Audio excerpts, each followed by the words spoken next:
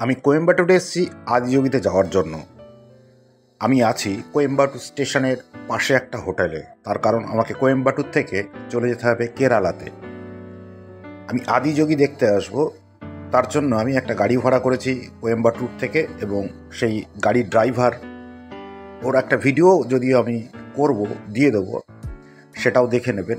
তাহলে আপনার কিভাবে আসবেন ওর মধ্যে দেওয়া থাকবে, তার ফোন নাম্বার দেওয়া থাকবে। তবে এখানে ঢোকার পরে দেখলাম এর যে প্রাকৃতিক সৌন্দর্য অসাধারণ, অকল্পনীয়। যারা আমরা সমতলে বাস করি তারা ভাবতেই পারি না প্রাকৃতিক পরিবেশটা এতটা সুন্দর হয়। বিশেষ করে এই কোয়েম্বাটুরের আদিযোগীর চারিদিকে টোটাল চারিদিকটাই পাহাড় দিয়ে ঘেরা, এবং তার ভিউ ভাবতেই পারবেন না। এ তো ক্যামেরা, আর নিজের চোখে দেখলে কতটা সুন্দর লাগবে। তবে বেশি সময় থাকতে পারিনি প্রাকৃতিক দুর্যোগের কারণে। সেদিন সন্ধ্যের পর থেকে বৃষ্টি হয়েছে, আমি পুরোপুরি ভিডিওটা করতে পারিনি। সন্ধ্যার যে লাইটিংয়ের ভিডিও সেটাও দিতে পারিনি, তার কারণ বৃষ্টির কারণে তাদের লাইটিংটাও বন্ধ ছিল। আমি ঢোকার পরেই বৃষ্টি শুরু হয়েছিল, যার জন্য সব কিছু এলোমেলো হয়ে গেছে।